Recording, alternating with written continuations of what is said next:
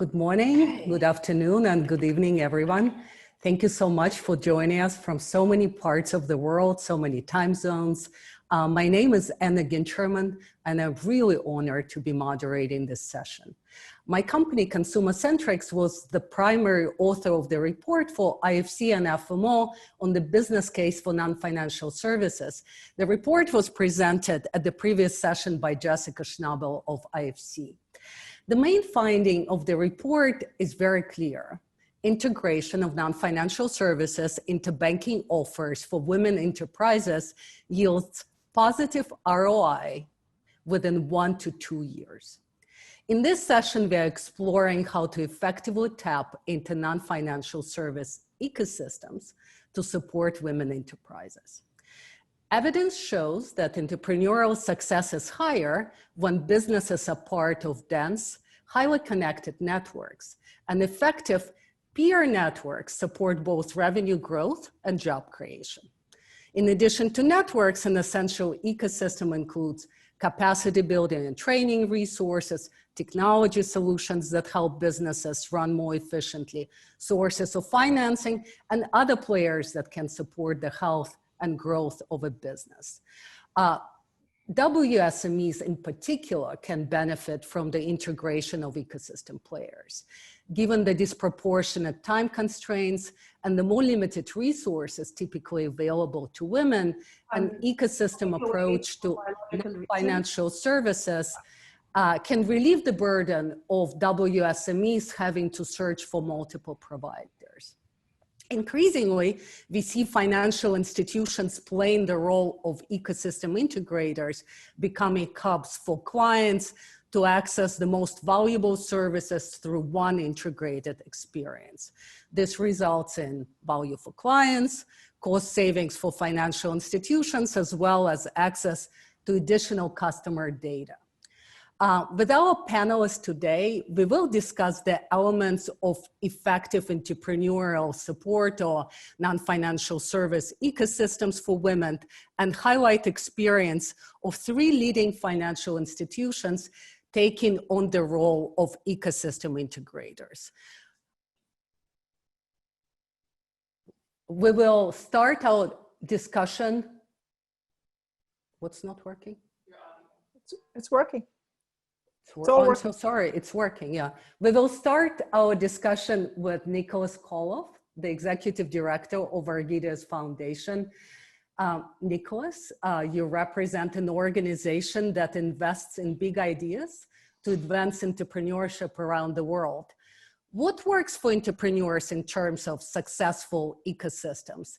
And why do you believe it's important for a financial institution to invest in strengthening non-financial service ecosystems for SMEs? Go ahead, Nicholas, and welcome to the panel. Super, thank you very much indeed. It's great to be here.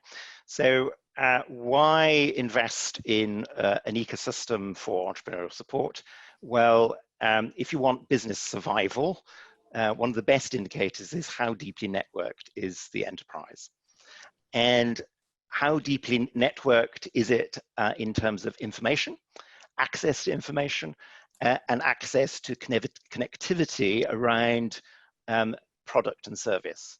So if you're thinking about non-financial services, one of the key starting points to successful engagement with a business development service from an entrepreneur's point of view is, am I selecting the right service for the stage of my business at the right time?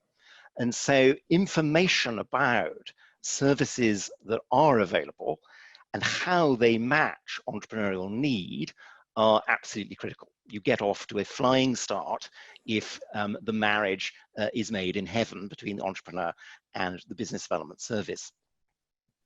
And we know that a good ecosystem has a range of services of high quality, and we begin to know what are the key characteristics of high quality intervention.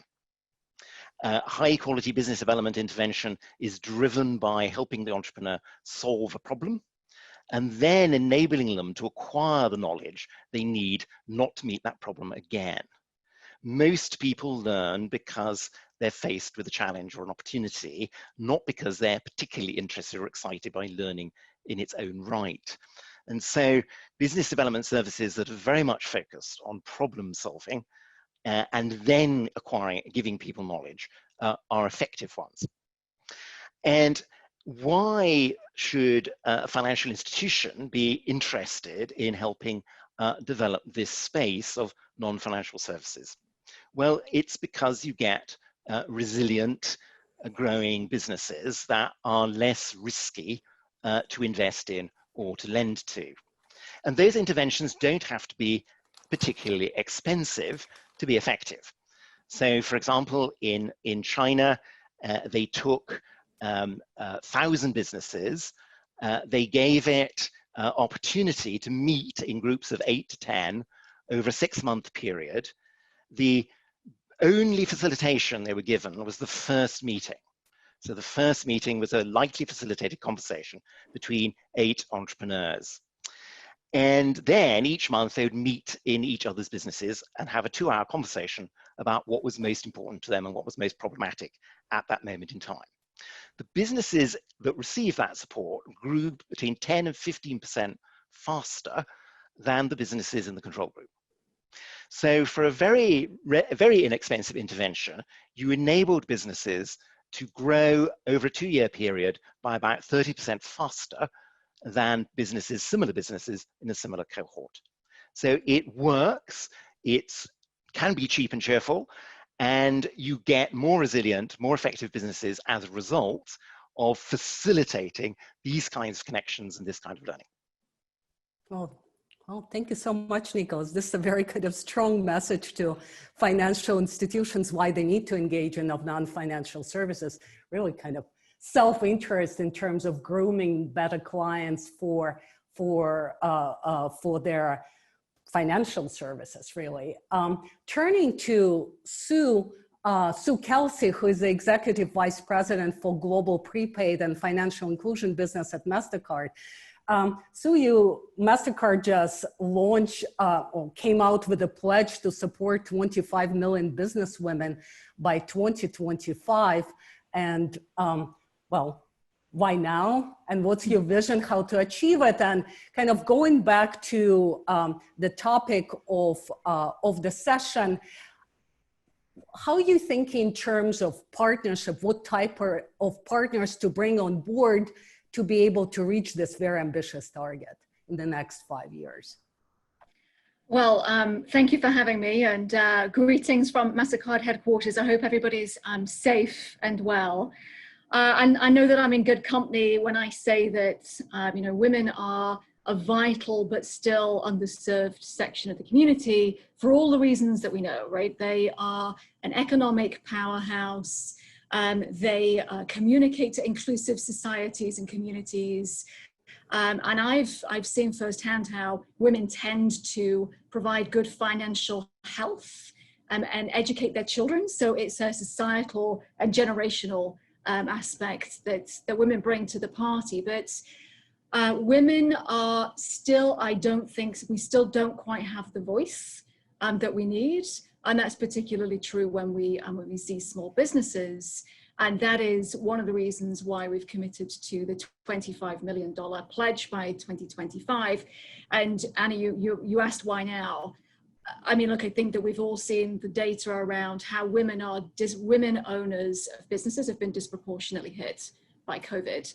There's a 7 percentage point difference between men and women businesses in the COVID time. So 7% more female-owned businesses have closed. And there's a stack of reasons for that that many of you have seen the literature about, but the reality is that now is the moment. And so that's why we've made our pledge. But it's not just about supporting the women-owned and women-run businesses. It's actually that they are an economic powerhouse that can support the financial services industry as a whole. You know, banks have been equally impacted by the pandemic. And we know that 30% of small businesses are owned by women, but only 5% of the capital goes to women. So that leaves an estimated $1.5 trillion on the table, which is a great opportunity for banking partners to go for as well. So all of that we see as a big win-win. and the reason why we've really committed and doubled down to this focus. You asked about partners. Banks are a critical member. Right. They're a critical partner for us, of course. They're the cornerstone of the financial services industry, and we're deepening our partnerships with members of the Financial Alliance for Women because those members tend to lean into some of the operational requirements that we need to drive real change here, which is things like having gender-specific data. We also lean into a variety of other partners as well. So whether that's non-profit organizations, consumer packaged goods, fintechs, etc. Just to give you a few examples, we partner with USAID on a program which is supporting female-owned store owners in India. We run a similar program in Africa with Unilever, but in India, what we find is getting a line of microcredits to store owners. 90% of people in India who qualify for a line of credit are men. So through this program in India, we're trying to rebalance that with our partnership with USAID. Similarly, we partner with fintech. There are some very interesting and creative fintech solutions that are going on out there. One example that we're working with in North America is a company called Create and Cultivate. They run online platforms for entrepreneurs and small business owners, immersive conversations, education, empowerment, and networking. And we think that that's a key component of supporting small businesses, women-owned small businesses, is that network that surrounds them. So what we hope to bring to the table is the power of our global network. We operate in more than 210 countries and jurisdictions. The power of our network, the power of our insights to drive a material change and to reach the 25 million. It's really playing that role of the integrator of the ecosystem around you, both financial players, financial service providers, right, and really a wide range of non-financial service players, including corporates and other organizations. Thank you so much, Sue. And now let's hear from Anita Lee, who is the head of digital and strategic business change at HSBC Hong Kong.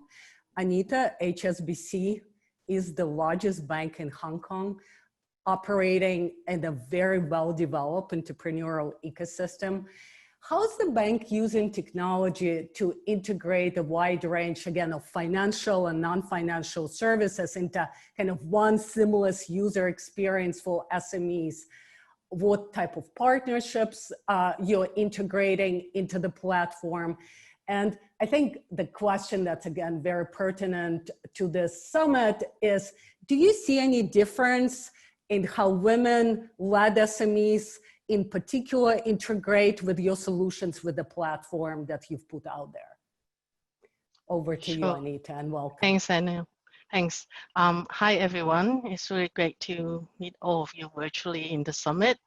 So before we talk about technology, I think we talk about like the customer focus. So we know like SMEs and as well as women SMEs, they really want to spend more time on running the business rather than spending the time in doing all the administrative duties, including like banking. So they want very simple, intuitive, and personalized experience rather than a set of products. And rather, they prefer a more integrated service design to really meet their needs and in an easy, accessible kind of like platform or channel. Beyond banking ecosystem offerings, target on these customer needs in a very single, easy to use kind of frictionless service. So in the past few months during COVID, we actually, like the bank, saw a lot of our customers and business owners have done a lot of things to help to, bring their business and operations back to normal. Is learning in a hard way, but definitely we saw the expectation from this SME has definitely been changed. So they know they need to have to adjust their business model and how they want to interact with banks and financial services and adapt to the new normal.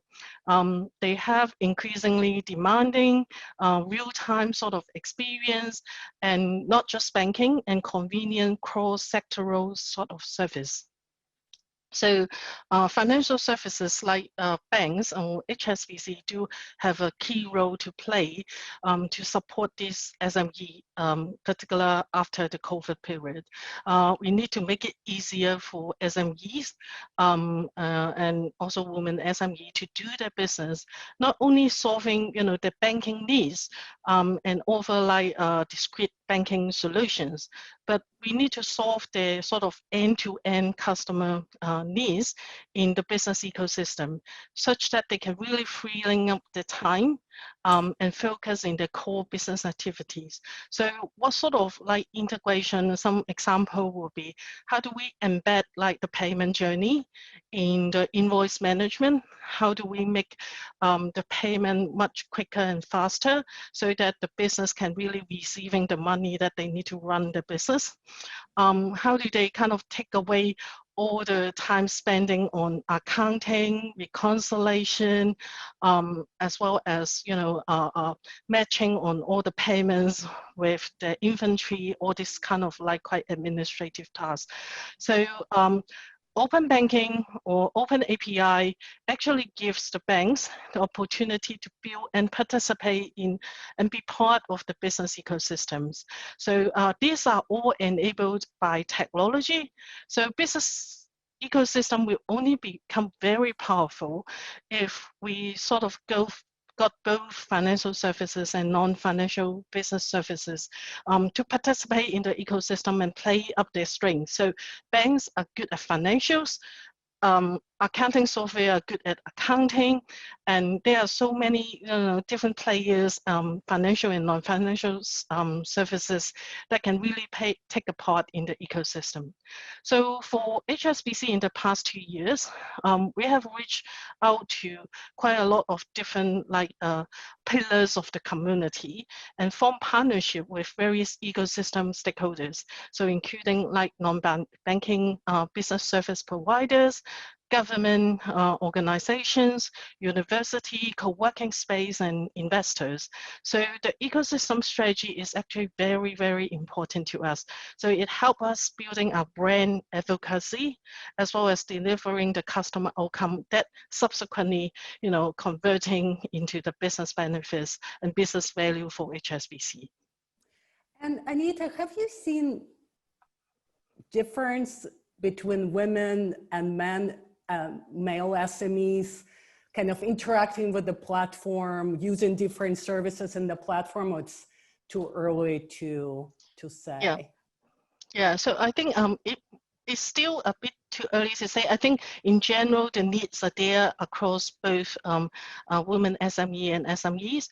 But for women SME particularly, I think I see the trend, they are looking for more digital solutions to help them to run the business, and how do they sort of like digitizing, because a lot of I see a lot of women SME are actually the second generation taking the business from their fathers, etc., which run quite traditional business. Now moving into the new economy, we see that a lot of trends that they are looking for more like service provider, how do we help them? So banks and as well as the non-financial services can actually help a lot on for the women owners. Excellent. So from the largest bank in Asia, we are now turning to one of the largest banks in Africa. And we'll turn to Yona Agulu-Trimino, who is the group head of the Women's W initiative at Access Bank Nigeria. So Iona, yeah, you're part of one of the, if not the largest now, retail bank in Africa, present in over 10 countries. So let's talk about what role Access Bank is playing in the non-financial service ecosystem in Nigeria and other markets, and how you're orchestrating it. And also, as you are expanding the W proposition from one market to another, and I suppose significantly increasing the number of partnerships you manage. Are there challenges on the way? How do you address these challenges? Can you please speak to that? And of course, welcome to the summit and to this panel. Thank you, Anna. Hello, everybody. Thank you for inviting me. As you are aware, and Anna has mentioned, Access Bank is one of the largest retail banks in Nigeria, or rather, well, in Africa now. We have about 30 million customers. The W initiative, which represents the female customers, the whole bucket of female customers, about 10 million female customers.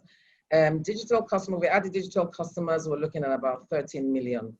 Amongst that, we have about 200,000 female entrepreneurs. Now, we always say that 1 in 3 women who bank in Nigeria actually bank in Access Bank, and we're present in about 6 other markets, including, we're gonna be in Mozambique soon, but we're in Ghana, we're in Zambia, we're in Rwanda, and a couple more. A lot of challenges. It's a new role for me, and there are a lot of challenges, which I discuss with Anna all the time, but it's also very exciting times for us. We all know the story, which are the social and cultural norms in Africa, and this permeates through every single one of the markets. It's not something we should take lightly. We mention it all the time in international settings, but it is very serious here, and especially in Nigeria, where we have not only cultural, religious, social, all of that all mixed into one. So a lot of the women who actually own businesses face a lot of challenges. Now, across all our markets, I'm going to say between 40 to 50% of the businesses or SMEs are owned by women.